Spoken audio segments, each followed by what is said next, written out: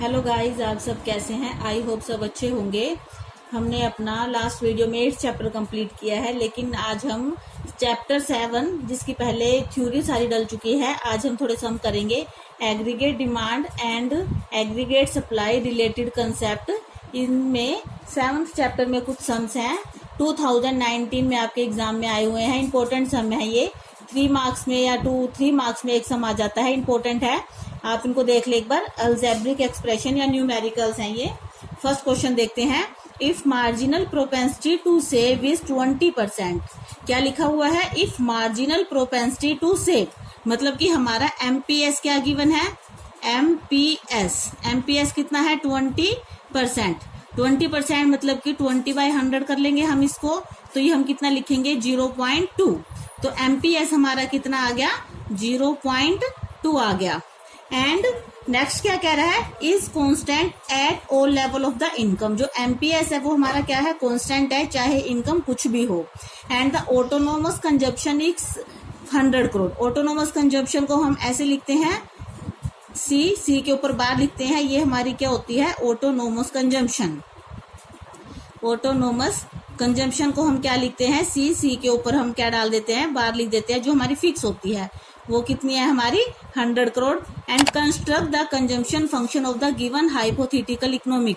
हमने consumption function निकालना है सी। इसका फॉर्मूला क्या होता है? सी बार या फिक्स कंजम्पशन जो ऑटोनोमस कंजम्पशन होती है, plus MPC Y, income MPC Y.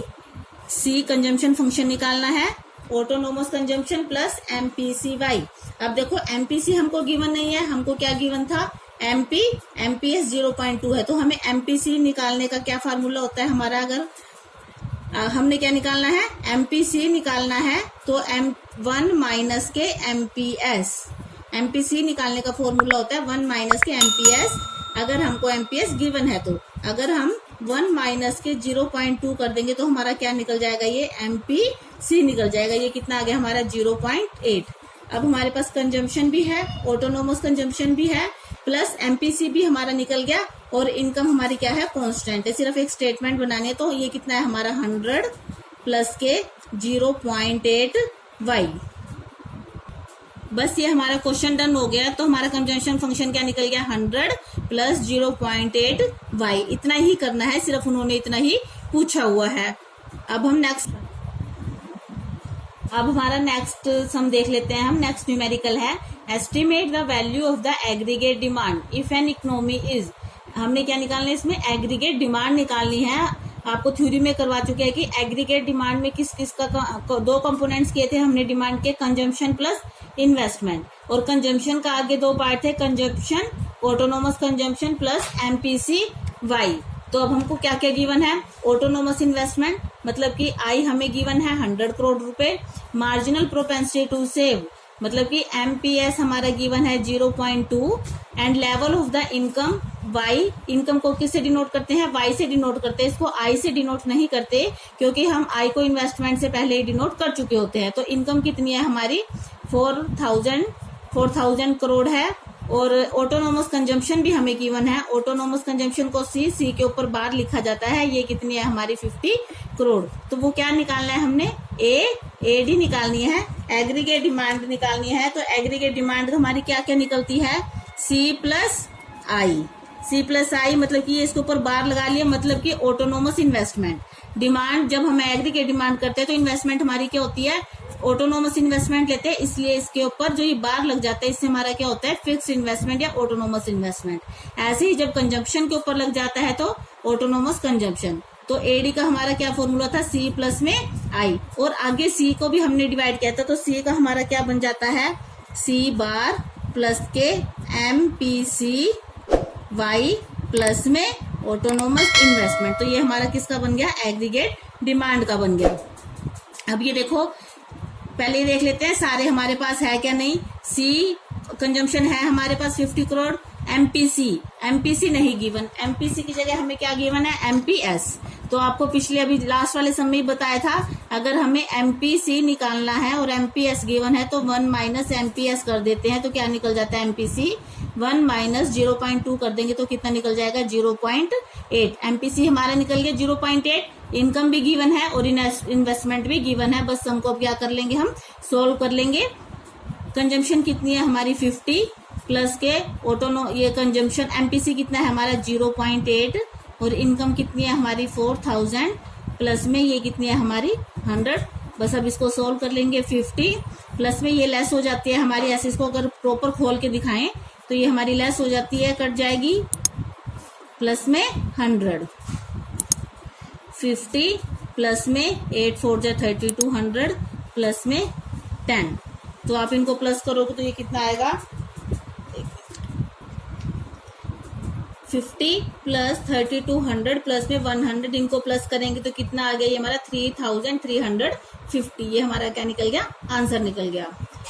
Next हम देख लेते हैं। आई होप आपको ये वाला सम क्लियर हो गया होगा। नेक्स्ट देख लेते हैं हम numerical. If the consumption function of an economy is, consumption given है 40 प्लस के 0.8 वाई, जो हमारा सी प्लस ये सी ऑटोनोमस कंजम्पशन प्लस में MPC Y crore, determine the level of the income where average propensity to consume will be 1। अब क्या निकालना है इसमें, एपीसी निकालनी है, average propensity to consume, APC. वो कह रहा है कि एपीसी 1 कब होती है हमारी, एपीसी 1 के इक्वल कब होती है। तो एपीसी का क्या फॉर्मूला होता है हमारा सी अपॉन में वाई, और सी हमको गिवन है 40 प्लस के 0.8 वाई। जब हम 2 सेक्टर मॉडल करते हैं, house hold 2 sector model first second chapter में ही किया था हमने, 2 sector 3 sector and 4 sector. 2 sector में हम क्या लेते हैं, हाउस होल्ड प्रोड्यूसर लेते हैं, उसमें इनकम और कंजम्पशन हमारे क्या होते हैं, बराबर होते हैं। इन 2 सेक्टर मॉडल में हमारा क्या होता है, कंजम्पशन और इनकम क्या होते हैं, बराबर होते हैं, और सेविंग्स क्या हो जाती है इसमें 0 होती है। तो C इज इक्वल टू में क्या होता है वाई, जितनी हमारी कंजम्पशन है वो सारी क्या होती है, हमारी जो इनकम होती है वो कंज्यूम कर ली जाती है, और सेविंग क्या होती है 0 होती है। अब जब C हमारा वाई है तो ये सारी पूरी वाली ये किसके बराबर होगी, हमारी इनकम के बराबर होगी है। इनकम हमारी होगी 40 प्लस में 0.8 वाई, वाई वाली को इधर रख लेंगे, एक तरफ कर लेंगे 0.8 वाई इज इक्वल टू में 40। तो वाई को हम क्या मान के चलते हैं, 1 मान के चलते हैं। तो अब हम इसको क्या मान लेंगे, 1 माइनस के 0.8, या y कॉमन ले लो ऐसे, 0.8 इज इक्वल टू में 40। तो ये हमारा कितना आ गया 0.2 इज इक्वल टू में 40।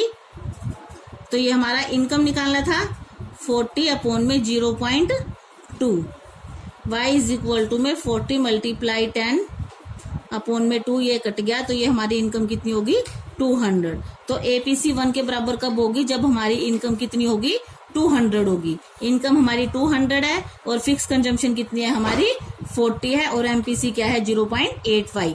दोबारा देख लेते हैं इस सम को। उसमें कंजम्पशन फंक्शन गिवन है C इज इक्वल टू में 40 प्लस के 0.85, एंड क्या निकालना है इसमें, एपीसी निकालनी है। और वो पूछ रहा है कि एपीसी कब विल बी 1 के इक्वल कब होगी, एपीसी 1 के इक्वल कब होगी।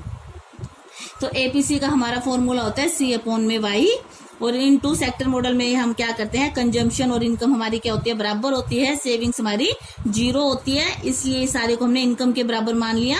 इनकम इज इक्वल टू में 40 प्लस के 0.8 वाई, इनकम वाले को एक तरफ ले आते हैं, वाई माइनस के 0.8 वाई कॉमन आ गया, तो 1 माइनस के 0.8 40, 1 माइनस 0.8 के 0.2 वाई इज इक्वल टू में 40, वाई इज इक्वल टू में 40 अपॉन में 0.2।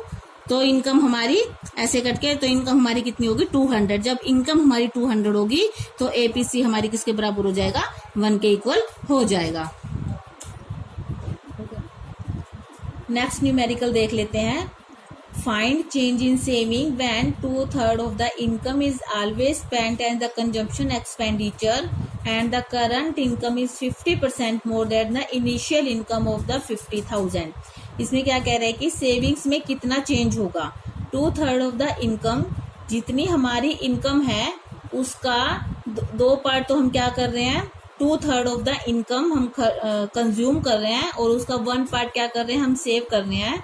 तो कह रहा है कि जितनी हमारी स्टार्टिंग में इनकम थी उसका 50% इनकम और हमारी क्या हो गया, इंक्रीज हो गई है। तो कंजम्पशन भी कितना चेंज होएगा, अगर हमारी इनकम चेंज हो जाती है, इनकम बढ़ जाती है, तो कंजम्पशन को हम कितना इंक्रीमेंट करते हैं। देखो इसमें क्या गिवन है, ये बुक पेज नंबर है मेरा 207, बुक पेज नंबर है, इंपॉर्टेंट क्वेश्चन है। करंट इनकम कितनी थी हमारी 50,000 और इसका 50% कितना हो गया 25,000। तो अब हमारी इनकम कितनी हो गई टोटल 75,000 हो गई है। Initial income 50,000 and change in income में कितना चेंज आया 75,000 माइनस का 50,000, तो इनकम हमारी कितनी इंक्रीज हुई थी 25,000। वैसे ही पता चल जाता है कि 55,000 का 50% कितना होता है 25%। तो चेंज कितना आया हमारी इनकम में 25,000 चेंज आया। एमपीसी कितना है 2/3 ऑफ द इनकम। एमपीसी 2/3 वो कंज्यूम करते हैं हम, तो 2/3 कितना हो गया हमारा एमपीसी। और एमपीएस कितना आ गया 1 - 2/3 1/3। और एमपीएस को कैसे डिनोट करते हैं डेल्टा एस अपॉन में डेल्टा वाई। तो सेविंग्स भी बतानी है। एमपीएस कितना था 1/3 डेल्टा एस और वाई कितना निकला था हमारा 25,000। इसको तो ये हमारी सेविंग्स कितनी निकल गई 8,333 रुपीज। ऐसे भी निकल सकता है इसका, या एक और अल्टरनेटिव मेथड है कंजम्पशन एक्सपेंडिचर। इनकम हमारा किसके बराबर होता है कंजम्पशन प्लस सेविंग के बराबर होता है। और कंजम्पशन एक्सपेंडिचर क्या होता है 2/3 ऑफ द इनकम उन्होंने ऊपर गिवन है, और सेविंग 1/3 ऑफ द इनकम है। इनिशियल सेविंग कितनी थी, इनिशियल इनकम का हम 3% थर्ड पार्ट निकालेंगे 50,000 मल्टीप्लाई 1/3। तो इनिशियल सेविंग कितनी होगी हमारी 16,666। और जो करंट सेविंग थी, अब इनकम हमारी कितनी हो गई 75,000 है, उसका 1/3 अभी भी सेव कर रहे हैं तो 25,000 हो गया। तो 25,000 में से अगर हम ये माइनस कर देते हैं तो आंसर कितना निकल जाता है 8,333। आई होप आपको वीडियो पसंद आई होगी, सारे सम्स अच्छे से क्लियर हो गए होंगे। अगर कोई डाउट है तो आप कमेंट बॉक्स में कमेंट करके पूछ सकते हैं। Thanks for watching.